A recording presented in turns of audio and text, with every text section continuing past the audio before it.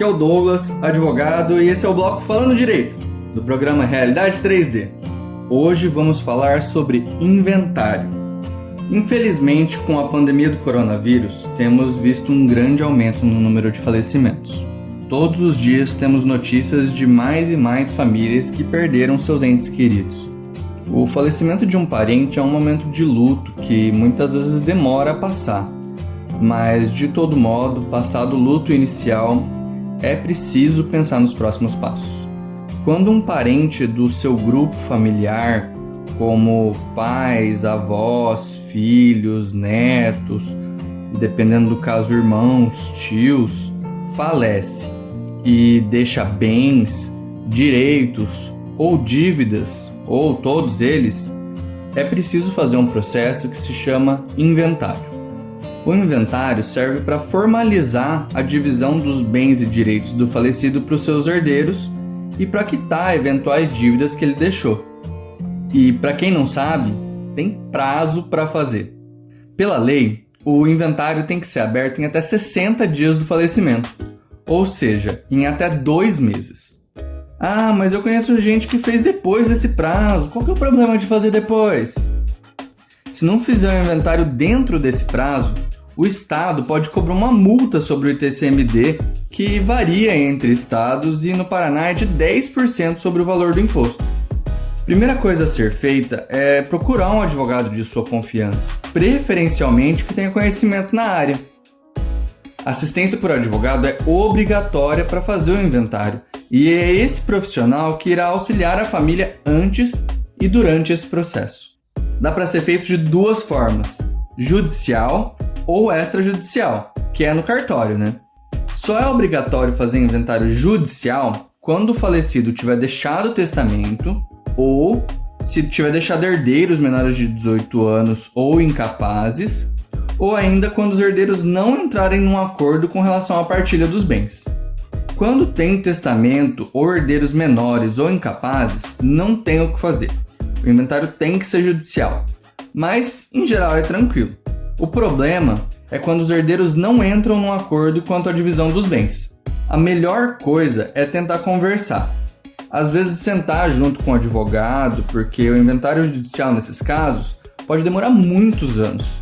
E se cada um ceder um pouquinho, ou se for feita a divisão da forma legal mesmo, é possível poupar anos de processo, ou até mesmo levar o inventário para ser resolvido extrajudicialmente. O inventário judicial funciona assim. Primeiro, é feito o levantamento dos bens, direitos e dívidas do falecido, e quem são os seus herdeiros. Isso é feito através de coleta de diversas certidões e através de informações e documentos obtidos pela própria família.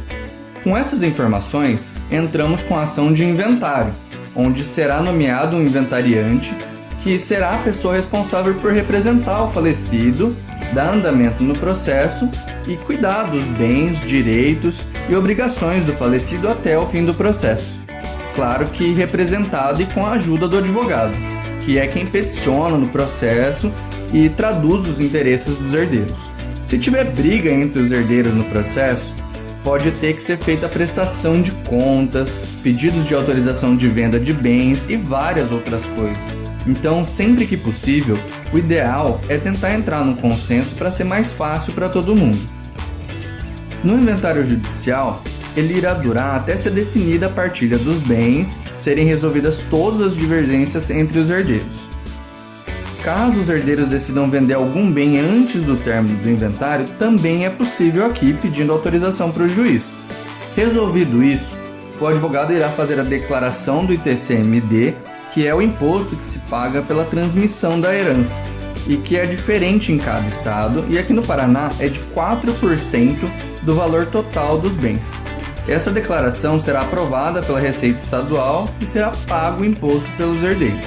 Ao final, será emitido um documento chamado Formal de Partilha, que será usado para transferir os bens e direitos do falecido para os seus herdeiros. Já o inventário extrajudicial é a forma mais fácil, mais rápida e muitas vezes até mais barata de se fazer um inventário. Nesse caso, o processo pode ser feito em qualquer cartório do Brasil, independentemente de onde tenha ocorrido o falecimento, de onde morem os herdeiros ou de onde estão os bens que o falecido deixou. Nesse caso, assim como no judicial, primeiro a gente precisa fazer o levantamento dos bens, direitos e dívidas do falecido. Para isso a gente tira algumas certidões. Com esses documentos em mãos, a gente senta com os herdeiros para que escolham o inventariante, que vai ser a pessoa da família responsável pelos bens, direitos e dívidas do falecido até o término do inventário, e também para determinar como será feita a divisão dos bens. Definida a divisão dos bens, o advogado elabora a minuta do inventário e manda para o cartório junto com toda a documentação. Aí o cartório avalia a minuta e, se tiver tudo certo, eles devolvem para o advogado conferir já no padrão de escritura pública. Estando tudo certo, o advogado vai fazer a declaração do ITCMD e, depois que os herdeiros pagarem esse imposto, o advogado envia os comprovantes para o cartório e marca um dia para os herdeiros comparecerem lá para assinar a escritura pública do inventário.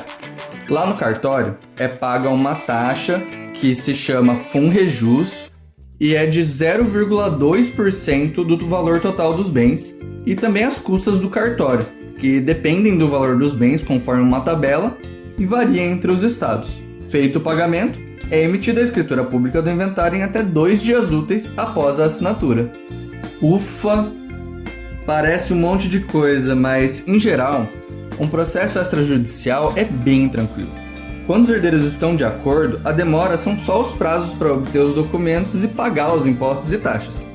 Douglas, entendi como são os processos, mas como que é feita a divisão dos bens? Essa é uma pergunta bem comum. Vamos lá. Tem 2 coisas: a meação e a herança. Meação vem de metade. Quando o falecido era casado sob o regime de comunhão parcial ou de comunhão universal de bens, a viúva tem direito à sua metade, relativa aos bens que já são dela em razão do casamento.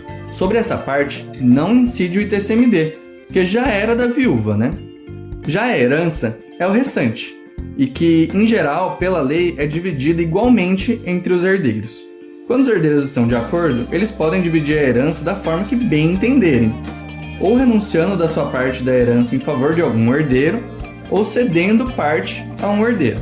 Se for ceder parte, é considerada doação e incide ITCMD também sobre essa doação.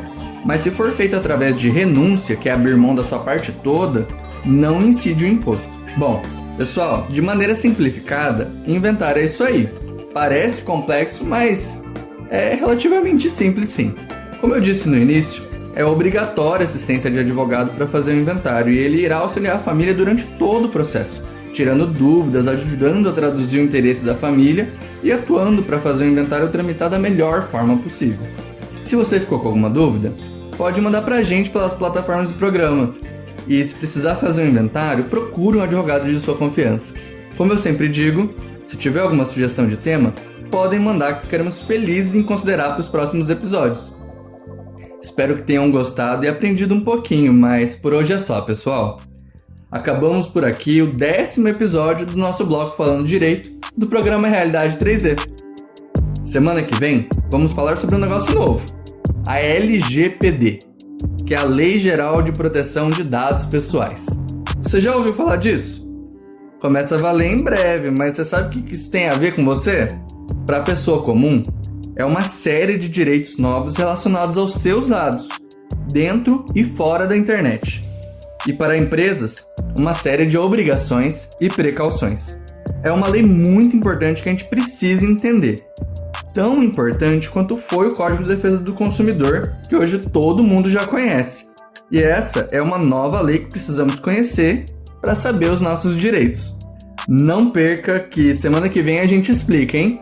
Se gostou do conteúdo, não se esqueça de compartilhar com seus amigos e acompanhar a gente no YouTube, no Instagram e nas melhores plataformas de áudio. É só procurar por @Realidade 3D.